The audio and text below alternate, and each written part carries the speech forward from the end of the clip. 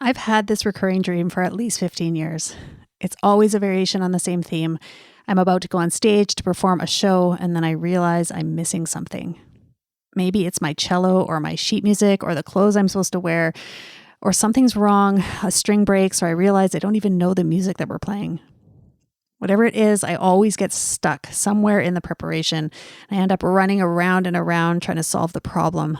But one thing is always the same. I can never make it onto stage to play the damn gig. Not surprisingly, I had this dream again in the last few days, just as I'm scrambling to launch the first season of this podcast. And it got me thinking, what if I could get over myself and just step onto the stage and play the damn gig instead of running around backstage fixing a problem that might not even exist? If you're hearing this, it means I did it. Take that, subconscious. Hello, is anybody out there? Hello, ooh, yeah, I know they never get an answer. Hello, ooh.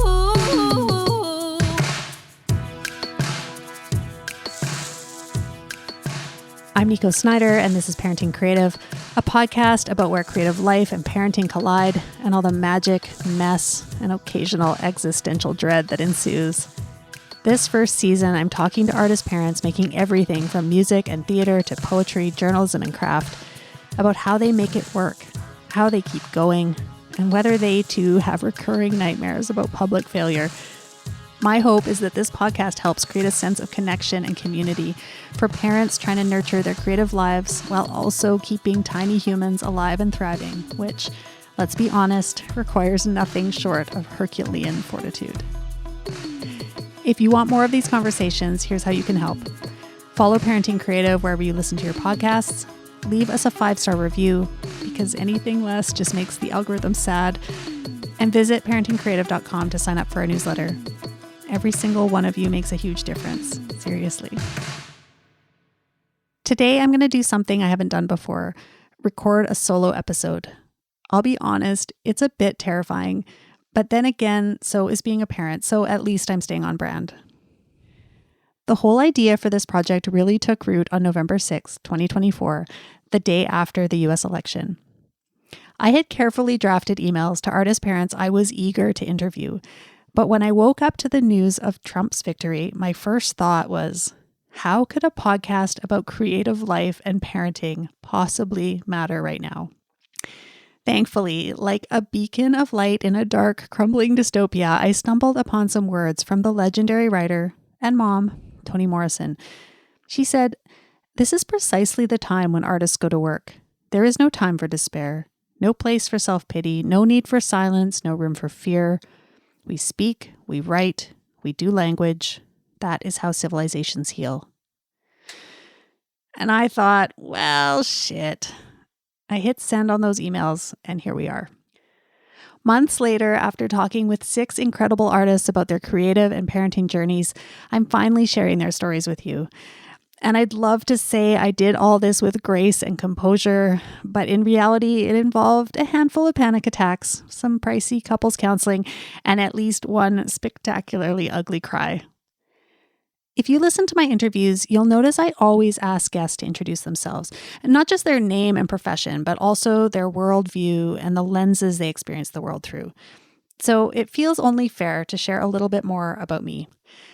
I'm speaking to you from unceded Indigenous territory, the traditional and ancestral homeland of the Sinixt people in the Slocan Valley, BC. The Sinixt did not give this land away. It was taken. My own background is a mix.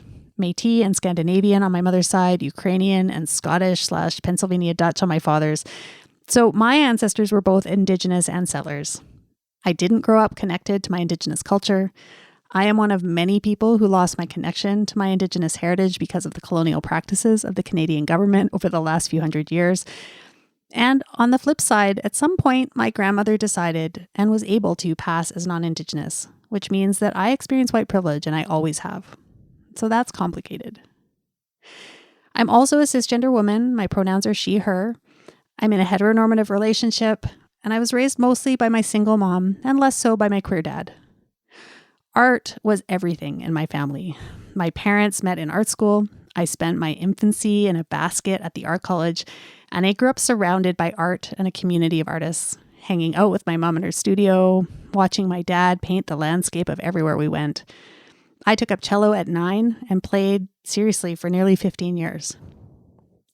And yet, despite having art in my bones, actually prioritizing and embracing my own creative life, turns out that is a whole different beast.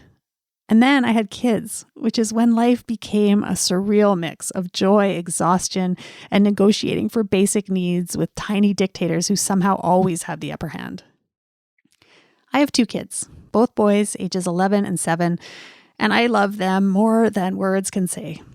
But let's be honest, parenting is a relentless avalanche of demands that involves literal shouting through my every attempt at coherent thought or speech for 11 years. Unsurprisingly, somewhere in that chaos, I lost track of my creative self.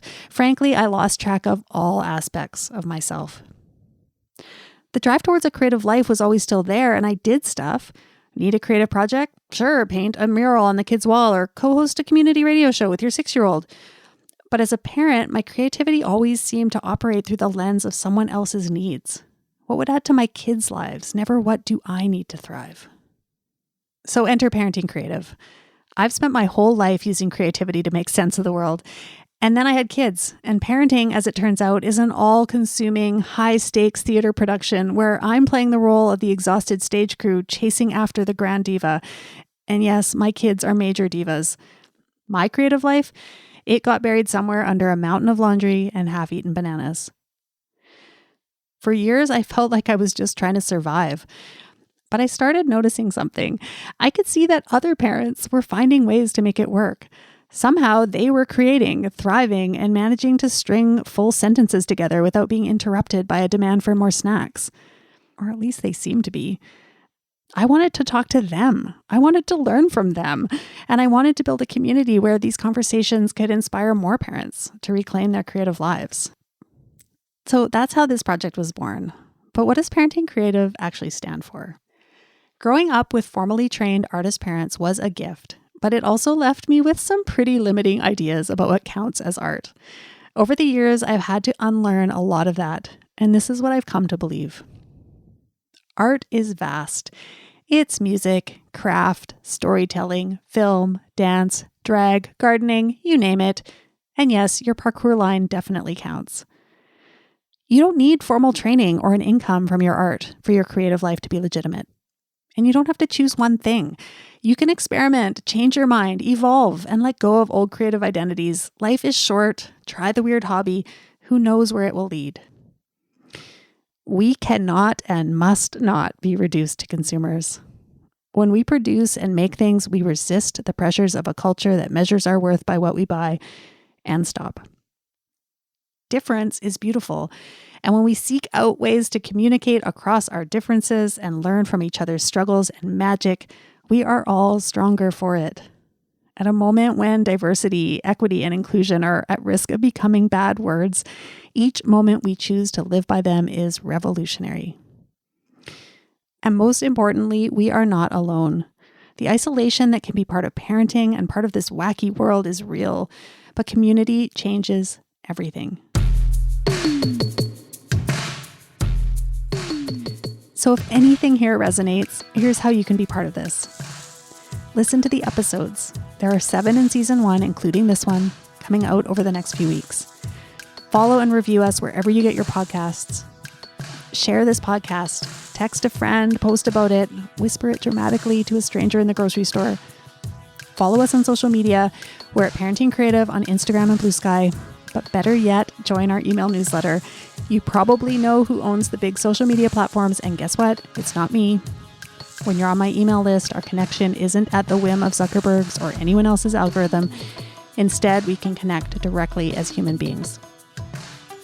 And if you're able, consider supporting Parenting Creative as a founding member. This is an independent project. No sponsors, no network, just me pouring my heart into this while my kids shout, sing in the background, and my problem cat poops a foot away from her litter box. Before I sign off, I just want to give a huge thanks to my partner in both parenting and podcasting, Jeremy Sauer, for making this show sound great, and to Natural Sympathies for giving us permission to use her song Hello as the Parenting Creative theme song. The song asks, is anybody out there? And I hope that you are. Thanks for listening. I'll see you again soon. Hello.